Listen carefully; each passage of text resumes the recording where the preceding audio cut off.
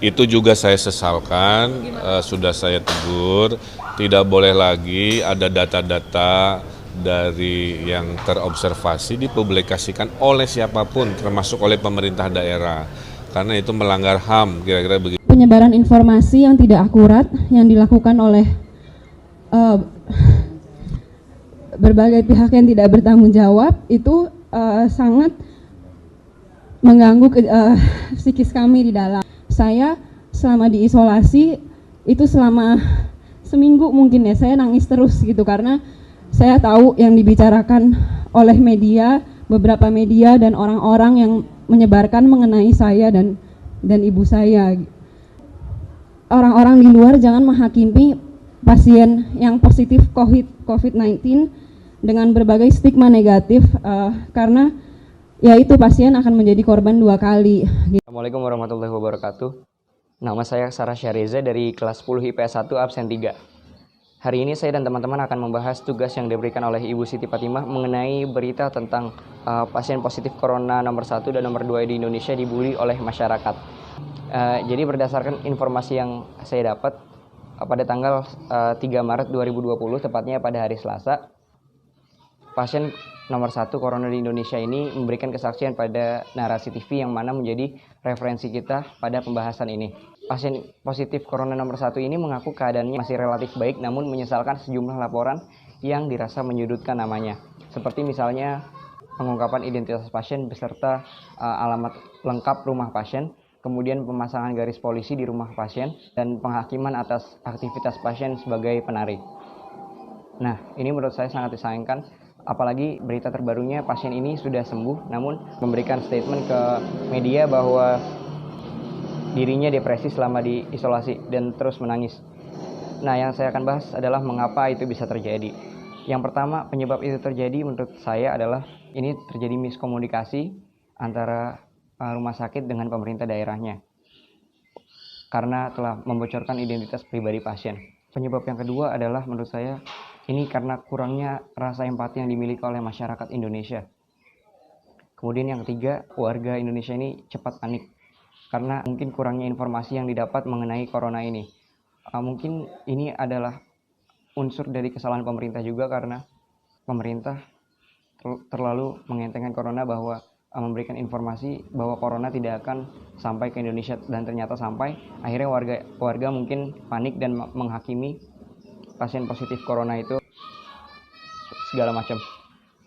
Nah, yang terakhir adalah bagaimana cara kita menyikapi kasus ini.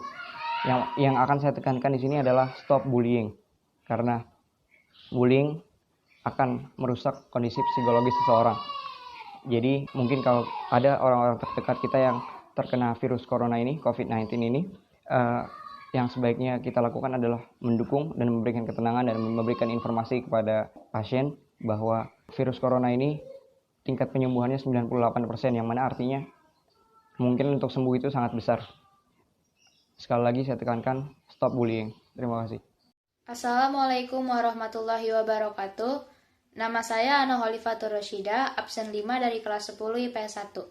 Jadi tanggapan saya mengenai korban virus corona 01 dan 02 yang dibully merupakan salah satu bentuk kepanikan masyarakat Indonesia.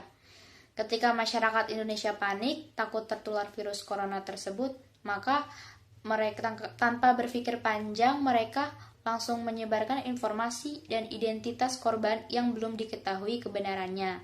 Nah, semakin informasinya menyebar, maka semakin banyak pula masyarakat Indonesia yang menyimpulkan bahwa korban pasien 01 dan 02 itu merupakan sumber dari virus corona di Indonesia gitu. Dan seharusnya masyarakat Indonesia tidak melakukan ini karena informasi yang didapat itu belum tentu benar, dan hal ini tentu berdampak pada kondisi kesehatan si korban tersebut. Karena dilansir dari Viva News, juru bicara virus corona menyatakan bahwa tidak ada keluhan dari pasien 01 dan 02. Namun, pasien tetap dinyatakan positif corona karena kondisi psikisnya. Nah, dari sini kita tahu bahwa kondisi psikis seorang itu sangat mempengaruhi kondisi fisiknya, sehingga apa yang mereka pikirkan, apa yang mereka khawatirkan itu mengganggu kesehatannya. Jadi jangan menyebarkan informasi tanpa mengetahui kebenarannya, dan tentu jangan memojokkan seseorang kalau sebenarnya kebenarannya sendiri kita belum tahu. Selamat malam semuanya, nama saya Akselius Masus Riki Silitonga dari kelas 10 IPS 1 nomor absen 6. Sekarang saya akan memberikan beberapa informasi terkait kedua pasien positif virus corona yang mendapat bullying yang berasal dari Depok. Setelah saya baca dari vivanews.com yang mengatakan bahwa kedua pasien tersebut belum sembuh total. Selain itu, mereka juga mendapat tekanan psikis dari masyarakat yang menghujatnya dan menyebarkan data pribadi mereka lewat media sosial. Setelah itu saya baca dari kompastv.com yang mengatakan bahwa Gubernur Jawa Barat yaitu Ridwan Kamil menegur Wali Kota Depok agar menjaga data pasien corona agar tidak tersebar ke khalayak umum. Ia juga memperingatkan kepada masyarakat umum untuk tidak menyebarluaskan data pribadi tersebut karena hal tersebut dapat menyerang psikis korban. Selain itu, inti dari saya, virus corona ini merupakan salah satu bencana terbesar bagi dunia ini. Jadi, janganlah kita menghakimi dan menghujat pasien tersebut, karena hal tersebut tidak akan berpengaruh bagi keselamatan pasien dan juga diri kita sendiri. Sebaliknya, hendaklah kita selalu meminta pertolongan Tuhan, serta mematuhi langkah-langkah, aturan, dan anjuran pemerintah terkait virus corona yang diberikan kepada kita, agar virus corona tersebut bisa teratasi dengan baik. Sekian dari saya, terima kasih.